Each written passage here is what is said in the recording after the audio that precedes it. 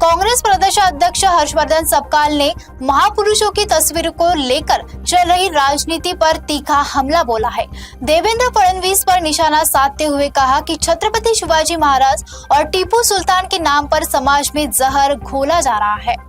मुळात जो तथाकथित वाद जो निर्माण झालेला आहे आणि याला माझ्या वक्तव्याच्या अनुषंगानं जी भाजप गरळ ओकते आहे त्यांना मला स्पष्ट शब्दामध्ये शिवाजी महाराज आपल्याकडून शिकण्याची आवश्यकता नाही हे या ठिकाणी मी अत्यंत विनम्रतेने आणि तेवढ्याच स्वाभिमानाने या ठिकाणी सांगू इच्छितो।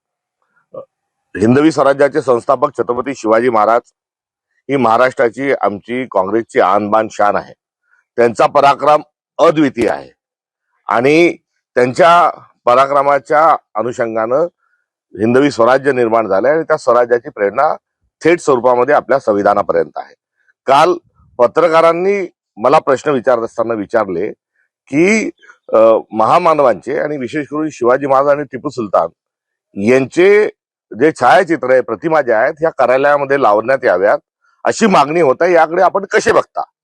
या प्रश्नाच्या उत्तरादाखल माझं जे उत्तर होतं ते हे होतं की शिवाजी महाराजांनी जो स्वराज्याचा विचार दिला त्याचाच आदर्श हा टिपू सुलतानने घेतला आणि टिपू सुलताननी तो आदर्श घेऊन इंग्रजांच्या विरोधात ते लढले आणि त्या अनुषंगाने या प्रतिमा ज्या आहेत ह्या सोबत लागण्याच्या अनुषंगानं समकक्षतेच्या अनुषंगानं माझं हे वक्तव्य केलेलं आहे। मी शिवाजी महाराजांचा जो पराक्रम आहे तो अद्वितीय आहे हे यापूर्वीच सांगितलेलं आहे आणि या माझ्या प्रश्नाला दाबून कुठेतरी जे वक्तव्य चालवण्यात येत आहे हे भारतीय जनता पक्षाचा हा खोडसाळपणा आहे। देवेंद्र फडणवीस यांची तुलना मी औरंगजेबाशी केली तेव्हा ते म्हणाले मी त्यांना ओळखत नाही, मी त्यांना जल्लाद म्हटले, मी त्यांना क्रूर असल्याच्या अनुषंगाने दरिंदा म्हटले, त्यावेळेसही त्यांनी मला ओळख दाखवली नाही। मात्र काल एकदम आवेशामध्ये येऊन ते माझ्याबद्दल जे काही त्यांनी गरळ ओकली याचा स्पष्ट स्वरूपाचा अर्थ आहे की त्यांना महाराष्ट्रामध्ये जे मूलभूत मुद्दे आहेत आणि दिल्ली राष्ट्रीय स्तरावर ज्या फाईलमध्ये बरंच काही लपलेलं आहे त्यापासून त्यांना इतरत्र लक्ष वेधण्याचं आहे। प्रत्येक बाबतीत जात आणणे, प्रत्येक बाबतीत धर्म आणणे हा भारतीय जनता पक्षाचा हा जुना फंडा आहे आणि या फंड्याच्या अनुषंगानं या माझ्या केलेल्या एका जबाबदारीपूर्ण वक्तव्याला ते हिंदू मुस्लिम या अँगल मधून त्याला खतपाणी घालत आहेत। त्यांना मला माफी मागण्याच्या अनुषंगानं त्यांची जी असणारी भूमिका आहे ती माफीवीरांचे पक्षाचे ते असल्यामुळे आहे।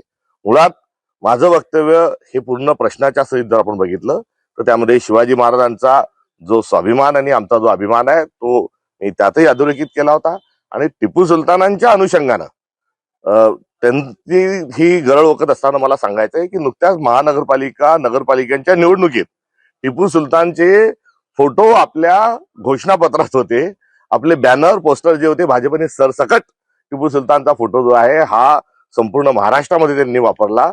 तुम्हाला प्रचारामध्ये टिपू सुलतानचा फोटो चालतो आणि आता टिपू सुलतान बद्दल आपण जे मत व्यक्त करताय ते तेव्हा कुठे गेला होता, तेव्हा आपली ती भूमिका कुठे गेली होती हाही प्रश्न या निमित्तानं उलट पक्षी मला भारतीय जनता पक्षाला विचारायचा आहे। आज काही याचा एक मुद्दा म्हणून काही काँग्रेसच्या पक्ष कार्यालयावर मोर्चे आणण्याच्या अनुषंगानं देखील कुठेतरी भारतीय जनता पक्ष हा सक्रिय असल्याचं कळतं। तर 17 तारखेला माझे पुतळे देखील ते जाळणार आहेत अशी देखील माहिती मला प्राप्त होत आहे। मात्र माझा पुतळा जाळण्याच्या ऐवजी सावरकरांनी छत्रपती शिवाजी महाराजांनी हिंदवी स्वराज्य स्थापन केलं ते करत असताना शिवाजी महाराज यायला म्हणजे कावळा बसायला आणि डांग पिटायला असं जे वक्तव्य केलं होतं आणि त्या वक्तव्यासोबत शिवाजी महाराजांच्या संदर्भात अधिकचे जे चुकीचे सावरकरांनी वक्तव्य केले होते त्या अनुषंगानं त्यांचे पुतळे भारतीय जनता पक्ष जाळणार आहे का हाही माझा प्रश्न आहे। सोबतच कोश्यारी जे आहेत हे शिवाजी महाराजांबद्दल इतकं विकृत बोलले आणि ते विकृत बोलत असताना त्यांचे आपण पुतळे जाळणार आहात का हा देखील प्रश्न या निमित्ताने मला उपस्थित करायचा आहे। देवेंद्रजी, आपण अमरावतीमध्ये भारतीय जनता पक्षाने थेट एमआयएमचे मतदान घेतलं, चंद्रपूरमध्ये एमआयएमच्या मदतीनं आपण आपला महापौर बसवला, थोड्या तिडक्याने महाराष्ट्रभर 21 ठिकाणी एमआयएम सारख्या जातीवादी पक्षासोबत आपण आघाडी करता, युती करता, मदत करता, आपलं त्यांच्याशी असणारं ते अलायन्स आहे हे लपून राहिलेलं नाही आणि आपण हे एमआयएम सारख्या पक्षाशी मैत्री करता, त्यांच्याशी राजकीय स्वरूपामध्ये आपला अंडरस्टँडिंग आहे, टिपू सुलतानांचा जो फोटो आहे हा भारताच्या संविधानामध्ये आहे. जिथे ऍडमिनिस्ट्रेशन हे प्रशासन संविधानामध्ये जिथे सुरू होतं तिथे टिपू सुलतानांची तसबीर आहे. तर निवडणुकीचं जे प्रकरण आहे तिथे छत्रपती शिवाजी महाराजांचा प्रतिमा आहे. आपण शिवाजी महाराजांची प्रतिमा असणाऱ्या निवडणुकीमध्ये कसा धिंगाणा घालताय हे काही लपून राहिलेलं नाही. आणि थोडक्यात जे संविधानामध्ये ज्या महामानवांचे फोटो आहेत, प्रतिमा आहेत, या सर्वांवर भारतीय जनता पक्ष जो आक्षेप घेते आहे तो आक्षेप म्हणजे थेट स्वरूपामध्ये संविधान बदलण्याच्या अनुषंगानं आणि संविधान संपवण्याच्या अनुषंगानं त्यांचा हा प्रयत्न सुरू असल्याचं देखील प्रत्युत्तर या निमित्ताने मला द्यावंसं वाटतं.